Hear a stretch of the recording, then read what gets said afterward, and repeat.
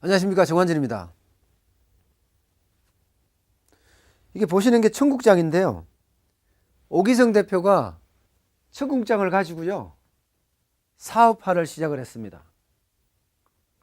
청국장 맛이 그윽하고 또 구수하고 오래 가는 것처럼 오기성 대표도 청국장과 보리밥을 가지고요 프랜차이즈를 만들어서 지금은 27억이 넘는 그런 회사로 성장시켰습니다.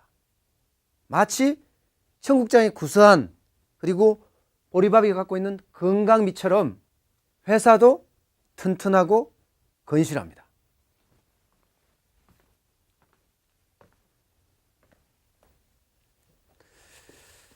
여러분도 아시겠지만 사업 아이템이라는 게 그렇게 쉽게 툭 튀어나오는 건 아니잖아요. 사업 아이템 중에 가장 좋은 아이템이 뭔지 아세요? 내가 지금 하고 있는 겁니다. 내가 잘하는 것. 내가 모르는 것을 어느 날 갑자기 들어가서 하면요, 시행착오를 그만큼 겪고 나서 다시 그걸 알기 시작하기 때문에 여기서 여기까지 시간이 너무 길어집니다. 그렇기 때문에 내가 아는 것, 내가 잘하는 것이 사업의 최고입니다. 장모님은 늘 보리밥을 나에게 줬거든요. 사위니까.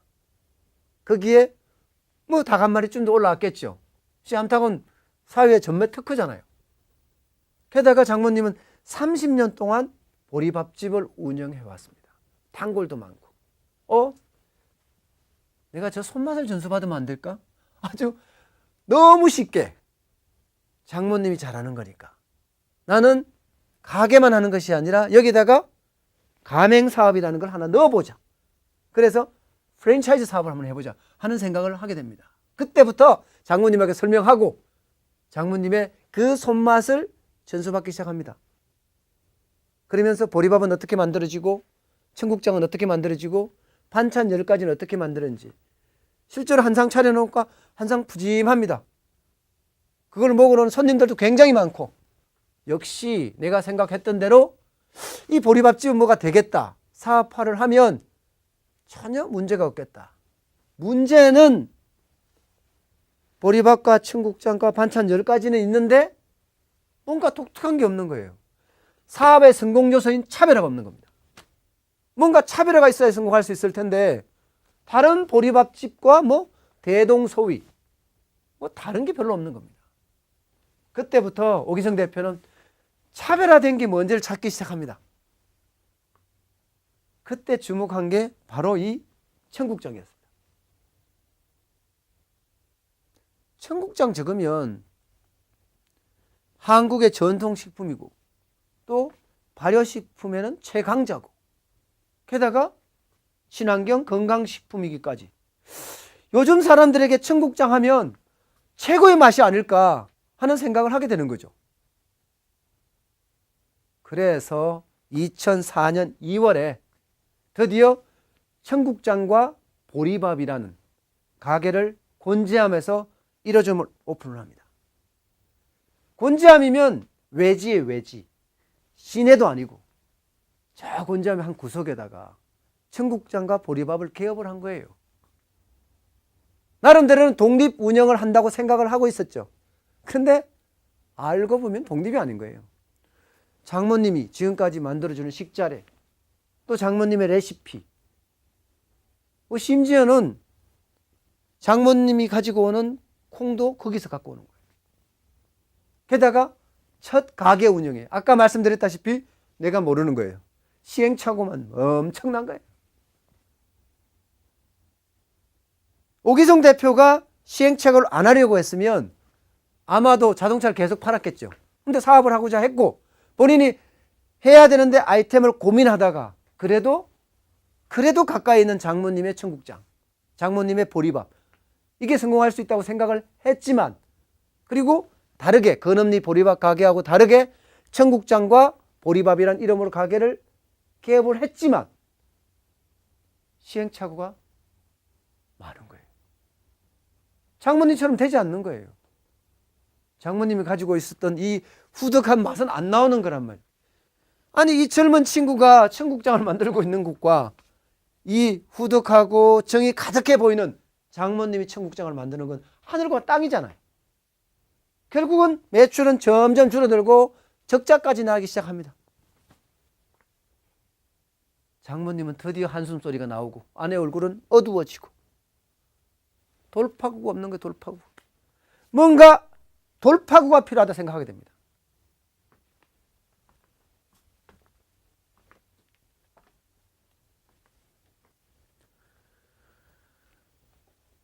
어려움에 봉착했을 때 돌파구를 찾는 것은요, 뭔가 외부적인 충격이 있어야 됩니다. 책을 읽든지 아니면은 공부를 하든지. 오기성 대표도 그렇게 선택을 합니다. 2006년에 외식 교육을 본격 수강하기 시작합니다. 먼저 안성 축산물위생교육원에서 식육 처리 전문가 과정을 받습니다. 왜냐하면 청국장과 보리밥에 뭔가 고기를 만들어서 하는 요리가 필요하지 않겠느냐는 생각을 하게 되고요. 그러면서 성균관대학교 프랜차이즈 전문가 과정도 듣습니다. 그렇다고 가게를 포기하지는 않습니다. 그래도 조금은 생겨있는 단골 손님들을 계속 오게 하기 위해서라도 가게는 살려놓습니다. 물론 적자는 계속되고 있고요. 그러면서 한편으로는 경희대학교 대학원에서 조리 외식 경영 석사 과정을 받습니다. 이게 2007년이고요. 2009년에는 한국벤처농업대학에 입학까지 합니다. 그야말로 배우는 거죠. 모르면 배워야죠. 그냥 앉아 있어서는요, 절대 해결책이 안 나옵니다. 뭔가 움직여야 돼요. 외부적인 충격을 받아야 됩니다. 외부적인 충격이 있을 때 나도 변화가 있고 혁신이 있는 겁니다. 실제로 한국벤처농업대학에서는 많은 걸 배웁니다. 특히 배운 게 원재료입니다. 원재료. 아니 장모님이 받는 곳에서 콩과 보리를 계속 받아왔는데 그게 국산이 맞아? 아니 그게 분명해? 안 믿기는 거예요. 근데 한국 벤처농업대학에서는 국산을 어떻게 만들고 친환경 농산물을 어떻게 만드는지, 또 자기와 관계된 친환경 유기농 청국장은 어떻게 만드는지까지 알려주는 거예요. 그래 배우자. 이게 내 거다. 그때 비로소 정말로 친환경 유기농 청국장을 만들자고 결심을 합니다. 그리고 실제 유기농 업체를 직접 방문하면 직접 방문해서 여기서 배운 것을 거기서 어떻게 실현되고 있는지를 봅니다. 심지어 그 중에 한 친구는 같은 학교 동기예요. 이렇게 콩과 보리를 받을 수 있는 그런 업체를 한 3곳 정도 선정을 하고요. 실제 친환경 유기농 청국장에 도전합니다. 이제 뭔가 메뉴를 개발하는 거죠. 메뉴를. 이것도 마찬가지로 장모님은 곤지암에서 최고일지 모르지만, 경기도의 최고일지 모르지만 대한민국 최고는 아니다. 전국을 돌아다니는 거예요. 지금 배우듯이 전국을 다니면서 배우고 또 익히는 거예요. 나만의 청국장을 만들어야 되니까요. 그렇게 밤낮 연구를 하는 거죠. 근데 그 속에도 시행착오 많아요. 시행착오는 늘 있는 일입니다. 시행착오를 무서워하면, 실패를 무서워하면 절대로 사업을 할 수 없습니다. 늘 실패 속에 성공의 요소가 있기 때문입니다. 오기성 대표는 포기하지 않습니다. 나만의 청국장을 개발하기 위해서 정말로 밤낮 연구를 합니다. 그러면서 깊고 깔끔한 맛, 그리고 구수하고 그렇지만 고린내가 덜 나는 맛, 외국인도 쉽게 먹을 수 있는 맛, 처음 먹은 사람도 쉽게 먹을 수 있는 그런 청국장을 개발해냅니다. 이것은요, 고진감래. 노력하면 됩니다. 노력하면 안 되는 일이 없습니다. 신인사 대천명이라고 하잖아요. 그러면서 다른 메뉴도 개발하는 거죠. 이제 청국장 개발이 끝나고 나니까 자기 나름대로는 뭔가 본인이 식육 전문가 과정까지 졸업을 했잖아요. 그래서 고소하고 담백한 수육도 만들어내고요. 또 부드러운 식감을 가진 떡갈비도 만들어내고요. 거기에 유기농 친환경으로 되어 있는 대부분 모누듬나물, 농약을 하나도 안 쓴 거 말입니다. 그게 그릇도 그냥 뭐 단순한 그릇보다 기왕이면은, 아니 보기 좋은 음식은 맛도 좋다고 하잖아요. 그렇게 그릇을 전통 녹그릇을 선택을 합니다. 반응이요? 거의 즉각적이었어요. 즉각적. 아니 녹그릇에 반찬이며 보리밥이며 청국장이 나왔다고 생각해 보세요. 얼마나 멋있습니까? 아니 보기에도 생각만 하더라도 멋있어 보이잖아요. 나도 멋있어 보이는데 손님들은 어떻겠습니까? 하나씩 하나씩 오는 거예요. 하나씩 하나씩. 그때서야 비로소 사람들이 꽉 차기 시작합니다. 그동안에 청국장과 보리밥을 개업을 해서 팔이 날리던 시절이며 장모님의 한숨소리, 아내의 어두운 얼굴, 이런 모든 것이 파노라마처럼 쫙 흘러가는 거예요. 많은 사람들이 들어오면서 자기는 정말 웃음이 나는데 눈에서는 눈물이 흐르는 거예요. 이제 뭔가 보인다. 3년 동안 정말 계속 적자에 시달렸는데 이제 뭔가 보인다. 고생의 고생 끝에 보인다고 생각하니까 지금이 기회라 생각하는 거죠. 아, 지금 이렇게 손님이 많이 온다고 방심할 때가 아니다. 지금 이 순간 가맹사업을 시작하자. 그리고는 2009년 5월에 서울 봉천동으로 달려갑니다. 이제는 외지에서 한번 성공해 봤으니까 이번에는 서민들에게 한번 도전을 해보자는 생각이죠. 서민들의 주머니를 열면 당연히 성공하지 않겠느냐. 늘 주머니가 서민 주머니 가볍잖아요. 이 가벼운 주머니를 열면 성공한다는 생각이잖아요. 그렇게 봉천동에 1호점이죠. 그죠? 1호점을 개업을 하면서 외지에는 1호점이죠. 본점 말고 1호점이니까 뭐 2호점이라 해도 되겠네요. 근데 조용한 거예요. 개업날. 행사도 없고 화환도 안 받고 대신 입소문을 내겠다 이거죠. 입소문을. 들리진 않지만 지금 고함을 치고 있는 거죠. 고함을 치고 있는 거죠. 와 봐라. 자신 있다. 이 이야기인 거죠. 그러면서 매장 관리 아주 철저하게 하고요. 나만의 청국장을 정성들이 만들고요. 거기에 친환경 유기농 음식들을 다 이렇게 얹혀주는 거예요. 손님들도 여기에 청국장집이 있어서 하면서 반신반의하며 들어가는 거예요. 그런데 한번 맛을 탁 보는 순간 그야말로 감탄사가 절로 나는 거죠. 한번 감탄사를 연발할 때마다 그 사람은 다음날 한 사람을 더 데리고 옵니다. 아니, 한 사람이 아니라 두 사람도 데리고 옵니다.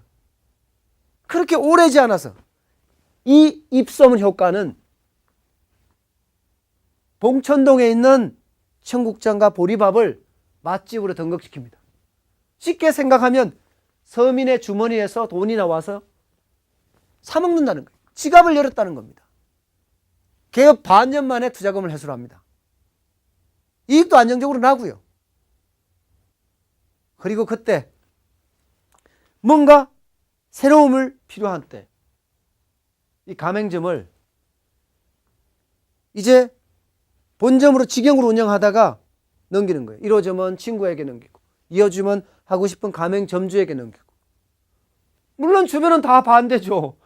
아니 죽도록 고생해서 정말 고진감래, 시행착오의 연속, 한숨소리, 어두운 얼굴 이런 걸 다 뒤로 하고 왜 남 좋은 일 하냐 이거죠.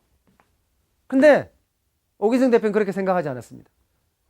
가맹점주의 성공이 나의 성공이라 생각했으니까요. 프랜차이즈를 하려면 가맹점주가 먼저 성공을 해야지 나도 성공할 수 있다는 생각을 하는 거니까요. 그때부터 오기성 대표는 하나의 사업 방향을 정하게 됩니다.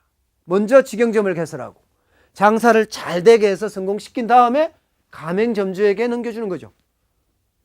이게 오기성식 경영 방식인 겁니다. 그렇게 오기성 대표는 2009년에 또 경기도 광명시에 있는 철산동이라고 있습니다. 거기에서 3호점에 도전합니다.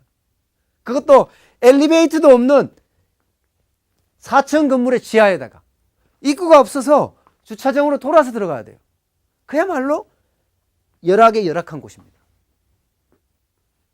왜 거기를 간드냐? 이런 지하에서도 살아남아야지 진정한 맛집이 아니겠느냐, 이렇게 생각을 하는 거예요. 물론 개업 첫날 뭐 특별하게 하는 게 없습니다. 근데 두 팀 24,000원 팝니다. 첫 달도 일평균이 20만 원 정도 될 정도로. 사람들이요,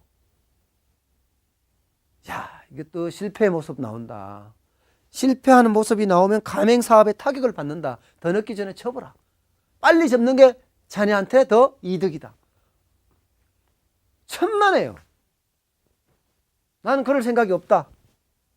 내 맛에 나는 자신 있다. 내가 만든 맛은 정말 한국적인 맛이고 진정한 맛이다. 자신하는 거예요. 그러면서 매장 관리하고 서비스 관리하고 음식 만들고 또 손님들 접대하고 그랬더니 1년 후 정도 되니까 이제 입소문이 나기 시작해서 일평균 130만 원 정도를 찍기 시작합니다. 쉽게 생각하면 살아남는 정도가 아니라 어느 정도 이제 맛집 등극의 평판에 들어선 거죠. 그때서야 비로소 그 철산점도 가맹점주에게 넘깁니다. 그리고 또 다른 상권을 탐색하기 시작하는 거죠. 그렇게 유목민처럼 돌아다니는 겁니다. 그게 바로 오기성 대표의 경영 방식입니다. 2009년이었습니다. 오기성 대표는 이제 12월쯤에 인건 푸드 시스템이라는 회사까지 설립을 합니다. 이제는 좀 더 본격화하겠다는 그런 의미가 담겨 있는 거죠. 그러면서 인력도 뽑고요. 그리고 조직도 구축하는 거예요. 생산 물류팀, 식품 제조팀, 뭐 식품 사업팀, 경영 관리팀, 뭐 가맹점 관리팀, 조리 교육팀, 뭐 조리 지원팀, 이렇게 팀들도 쫙 놓고요. 뭔가 CEO를 중심으로 해서 조직이 확실하게 갖춰지는 거죠. 그러면서도 말씀드린 것처럼 유목민처럼 돌아다니는 겁니다.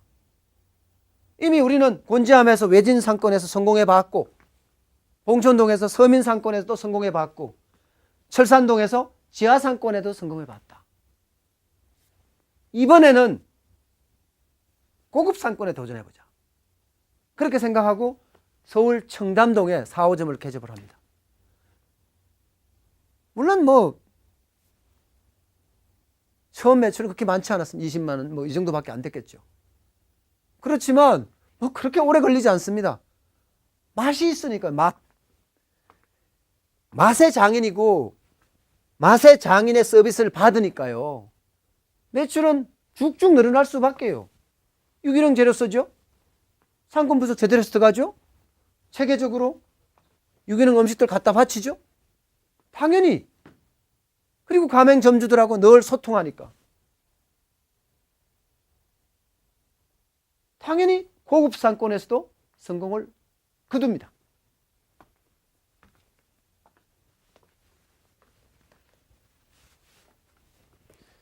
그렇게 청담동을 성공한 후에 오기성 대표는요, 이제는 전국에 있는 맛을 좀 통일하고자 합니다. 그러기 위해서 2010년에 공장도 설립하고요. 또 생산직 사원도 선발을 합니다. 쉽게 말하면 생산 공급 체계를 만들어내는 거죠. 그러면 철저하게 품질 관리하고요.